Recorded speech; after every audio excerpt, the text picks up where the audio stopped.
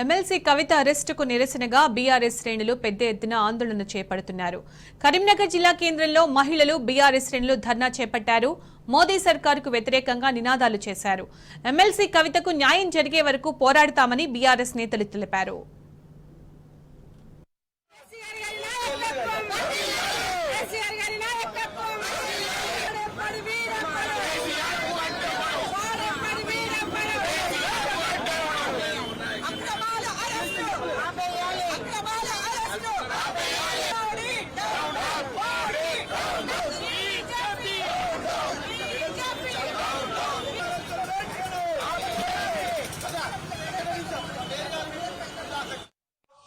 ఈ రోజు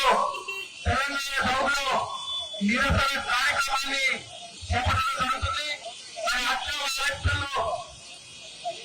బీజేపీ ఎలక్షన్లలో లాభపడాలి, టీఆర్ఎస్ పార్టీని ఇబ్బందులకు గురి చేయాలనే ఉద్దేశంతో సంవత్సరం కింద ఇదే కేసులో సాక్షిగా చేసిన కవిత గారు మరి ఏడాది రద్దు తర్వాత పార్లమెంట్ ఎన్నికలు దృష్టిలో పెట్టుకుని తెలంగాణలో బీఆర్ఎస్ పార్టీ 17 సీట్లు గెలవబోతుందని గ్రహించిన కేంద్ర బీజేపీ ప్రభుత్వం కవితను మరి దోషిగా చేసి అరెస్టు చేయాలని బీఆర్ఎస్ పార్టీ తీవ్రంగా ఖండిస్తూ మోదీ గారు తెలంగాణపై గత 4 సంవత్సరాల నుంచి కష్టపూర్వకంగా రైతులపై ఈ తెలంగాణ ప్రజలపై కష్టపడి ఎటువంటి కేంద్ర నిధులు ఇవ్వకుండా ఇబ్బందులకు గురి కాకుండా ఈ రోజు సాయంత్రం నోటిఫికేషన్ వస్తుందని దృష్టిలో పెట్టుకొని నిన్న సాయంత్రం 5 గంటలకు అక్రమంగా కవితను అరెస్ట్ చేయాలని బీఆర్ఎస్ పార్టీ ఖండిస్తూ మరి తెలంగాణ ప్రజలందరూ ఈ విషయాన్ని గ్రహించారు. తెలంగాణ రాష్ట్రాన్ని 14 సంవత్సరాలు ఉద్యమం చేసి పోరాటం చేసి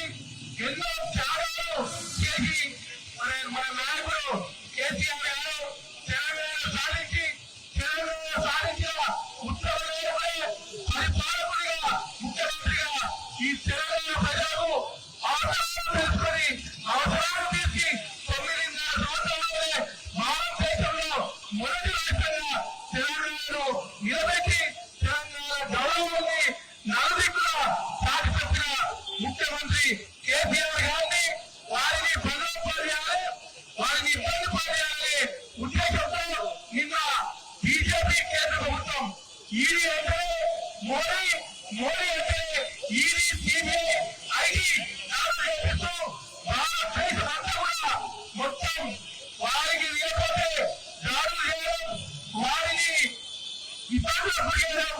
జైలు పంపడం, వారి పార్టీ కనుగొనడం మాత్రం అన్ని మాటివేయడం కార్యక్రమాన్ని మన బీజేపీ పార్టీ బీజేపీ ప్రభుత్వం చేయడం జరుగుతుంది. ఎందుకు పెట్టినామంటే నిన్న అనుకోకుండా 1:45 నిమిషాల టైంలో ఎవరికి చెప్పకుండా ఈడీ వాళ్ళు కవిత వాళ్ళ ఇంట్లో కాబట్టి ఎవరికి కార్యకర్త కానీ ఎవరికి తెలియకుండా మరి ఫోన్ నుండి వాళ్ళ సీజ్ చేసుకొని ఫోన్లు కూడా ఎవరికి చేయకుండా ఇద్దరికి ఇతరులకు సమాచారం అందకుండా ఒక దొంగనే మోడీ దొంగ ఈడీ వాళ్ళు దొంగలాగా మా రాష్ట్ర ప్రభుత్వాన్ని రాష్ట్రం బీఆర్ఎస్ పార్టీని ఎలా చెప్పాలని మోడీ ప్రభుత్వం చూస్తుంది. కానీ